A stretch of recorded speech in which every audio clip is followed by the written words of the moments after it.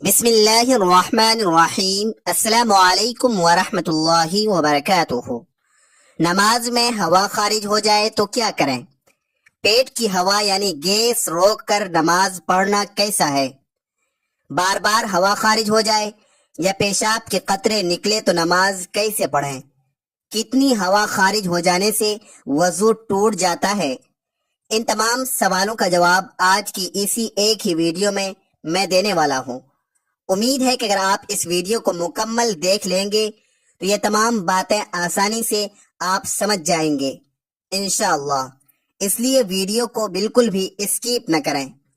ناظرین، یہ ایسے سوالات ہیں کہ جن کے بارے میں پوچھنے سے بھی ہم شرماتے ہیں، اور پھر جب بھی ہمارے ساتھ ایسا معاملہ پیش آئے تو علم نہ ہونے کی وجہ سے ہم اپنی نماز خراب کر بیٹھتے ہیں، بلکہ اکثر اوقات تو ہم ثواب کے بجائے گناہ ہی حاصل کر لیتے ہیں۔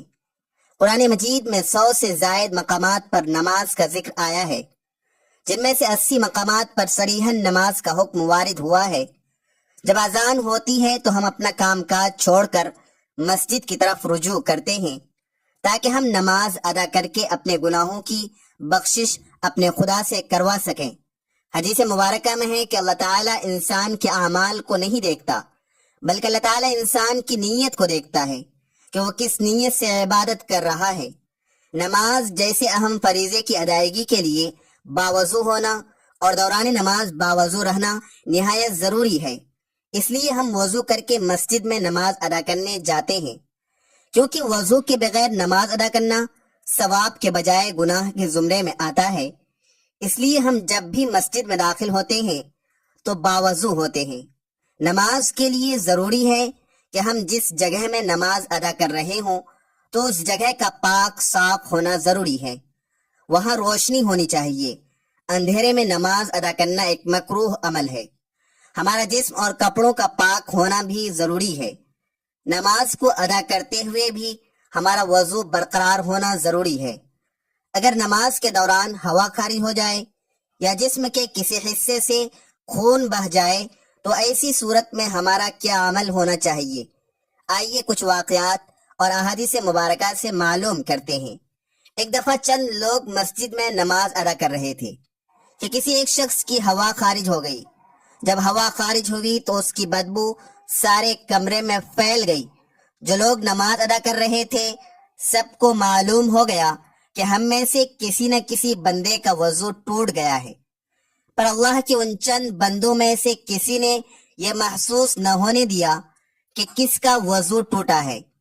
اس نے شرم کے مارے نماز نہ توڑی بلکہ نماز کو جاری رکھا۔ ناظرین، حضرت علی بن طلق رضی اللہ تعالی عنہ سے روایت ہے کہ حضور نبی اکرم صلی اللہ علیہ وسلم نے فرمایا، جب تم میں سے کسی کی نماز کے اندر ہوا خارج ہو جائے تو چھوڑ کر چلا جائے اور وضو کر کے دوبارہ نماز پڑھے۔ اس حدیث مبارکہ سے معلوم ہوا کہ نماز میں وضو ٹوٹ جانے کی صورت میں اپنی جگہ پر کھڑے رہنے کی اجازت نہیں ہے، بلکہ لوٹ کر وضو کرے اور جہاں نماز کو چھوڑا تھا وہیں سے شروع کر دے، لیکن اس درمیان میں نہ کلام کرے۔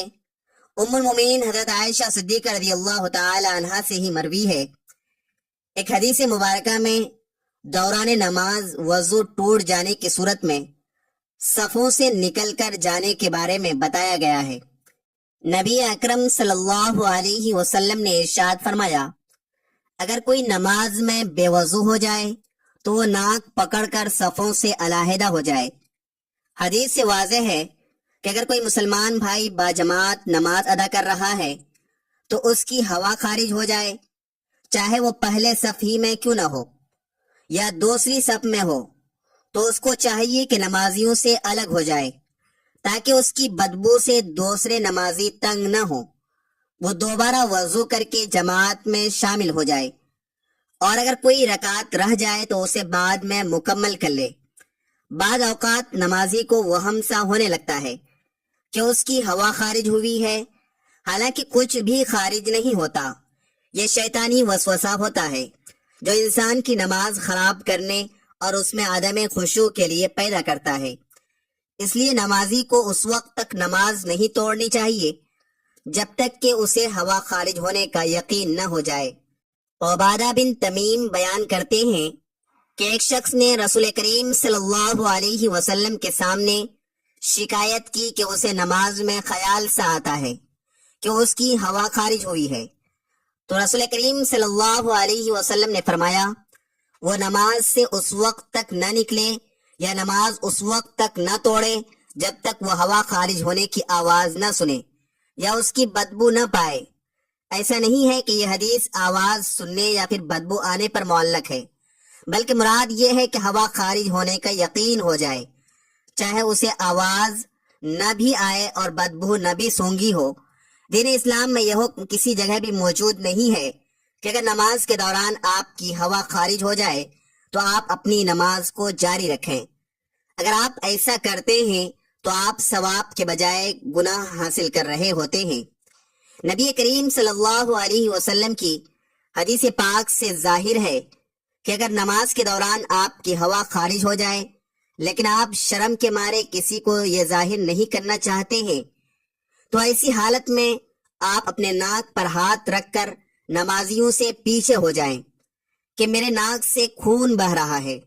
دوسرے لوگ سب یہ سمجھیں گے کہ اس کے ناک سے خون بہنے کی وجہ سے وضو ٹوٹ گیا ہے، اس لیے یہ دوبارہ وضو کر کے نماز ادا کرے گا۔ اس سے اس بندے کی بھی عزت رہ جائے گی اور نماز بھی ادا ہو جائے گی۔ ناظرین، ناک سے خون بہنا، ہوا خارج ہونا، ان تمام صورتوں میں وضو ٹوٹ جاتا ہے۔ اگر ایسا ہو تو نمازی کو دوبارہ سے وضو کر کے جماعت کے ساتھ ملنا چاہیے، جو رکعت باقی رہ جائے اس کو بعد میں ادا کرنا چاہیے۔